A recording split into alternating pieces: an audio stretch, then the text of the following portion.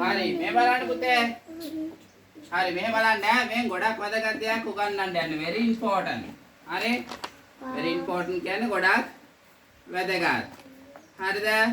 ඔයා නවත්තන්න ඕක දැන් ලියා ගන්න වෙලාව දීලා තිබුණානේ. හරිද? නවත්තන්නකෝ වෙලාව දෙන්න. ඇහෙනවද? මේ බලා ගන්න. දැන් ඔන්න අපි මේ ඉංග්‍රීසි ශබ්ද ඉගෙන ගන්නවා කිව්වේ මොනවටද?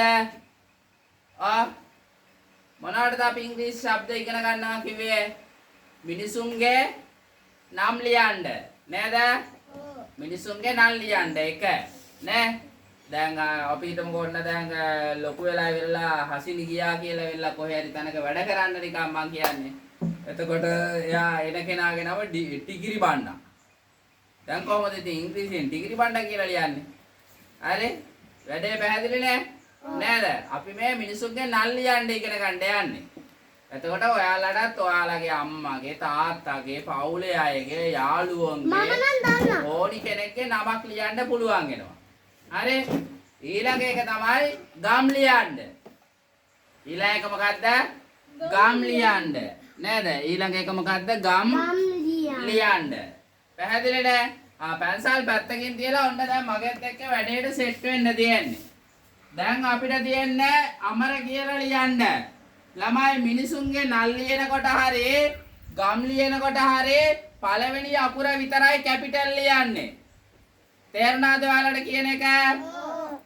පළවෙනි අකුර විතරයි කැපිටල් ලියන්නේ. කැපිටල් අකුරු රූල පුරවලානේ ලියන්නේ. නේද? සිම්පල් අකුරු රූලේ භාගෙ ලියනවා. අර නැට්ට උඩට යනවා නම් රූල පිරෙන්න ලියනවා.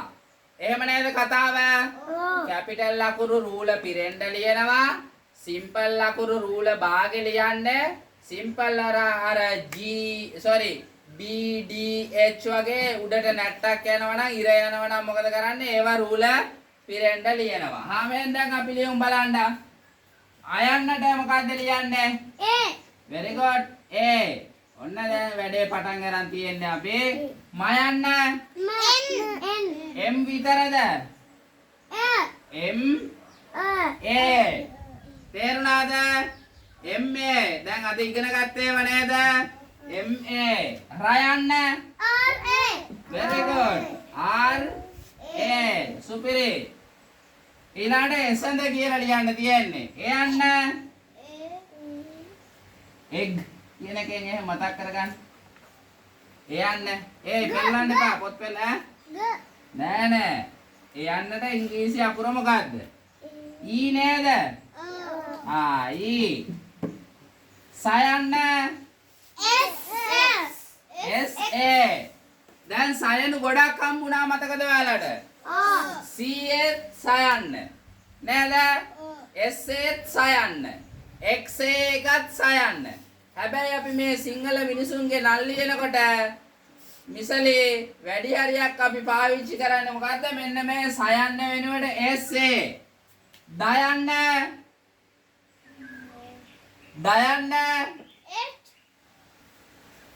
මතක නෑනේ. D A. very good. නේද? ලවන් හොඳයි උත්තර දෙනවා. D A. එසඳ. දැන් මේ බලන්න. ඉසඳ, ඔසඳ කියලා තියෙන්නේ.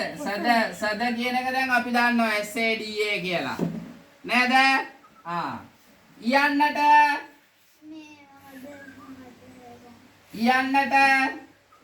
අයිස්ක්‍රීම් එකෙන් එහෙම මතක තියාගන්න පුළුවන්. නෑ. I. මොකද්ද? I. සයන්න. දැන් මේ උඩත් ලිව්වා. S A. දයන්න. මේ උඩ ලිව්වා. D A. මරු නේද වැඩේ? හරියට වැඩේ අල්ලගන්න. ඊට පස්සේ දැන් මම මෙහෙ ඉඳලා කියපුවාම අනිත් දවස් වලට අමර කියලා ලියන්න ඔයාලා ඉංග්‍රීසියෙන් ලියන්න ඕනි අමර කියලා. ඒ හින්දා මේක හරියට අල්ලගන්න. හරි? ඊළඟට ඔසඳ ඔයන්නට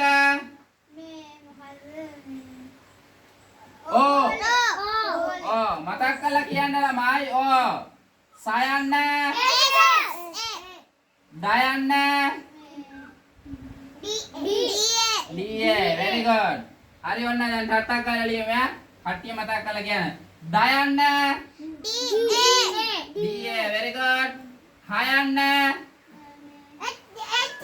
very good මේ බලන්න හල් මයන්න M very good එනවද නෑ ඒ දැම්මොත් මයන්න වෙනවා නේද ඒ දැම්මොත් එහෙම වුණොත් දහම වෙනවා නේ දහම් ඕකේ මම දැන් අපි හසලක කියලා ලියන්න යන්නේ හයන්න ටට කරලා කියන්න සයන්න ලයන්න very good කයන්න නියමයි KA ජනක කියලා ලියන්න යන්නේ ජයන්න JA very good JA නයන්න කයන්න නියමයි ඔයාලා හොඳට වැඩේ අල්ල ගන්නවා කමල් කියලා ලියන්න යන්නේ අපි කයන්න නියමයි මයන්න හල් අයන්න L විතරයි නැත්තම් කමල වෙනවනේ නේද නිමල කමල් හරි ලවන් කියලා ලියන්න යන්නේ අපි L වයන්න VA ලියන්නත් පුළුවන් WA ලියන්නත් පුළුවන් අපි ඔන්න WA ලිව්වා හල් නයන්න N නියමයි ඔයාලකට සතුටුයි මට I am for happy okay ඊළඟට යන් අපි කඩවත KA අකුරු කියන්නේ ඔයාලා දැන් මම මුකුත් කියන්නේ ඔයාලා අකුරු කියන්න ඩයන්නට බලලා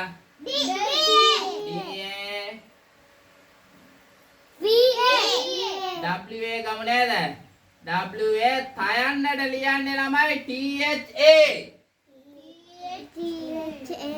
ලියන්නත් පුළුවන් තයන්නට තයන්නයි දෙකම එකයි ඉංග්‍රීසි භාෂාවේ පැහැදිලිද කියන එක තයන්නට ඕන නම් TA තයන්නට ලියන්න පුළුවන් එහෙම නැත්නම් TH A ලියන්නත් පුළුවන් කඩවත පවන්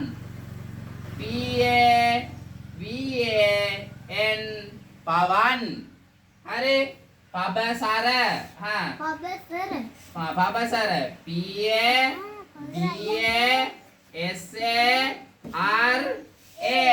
පබසර සමන්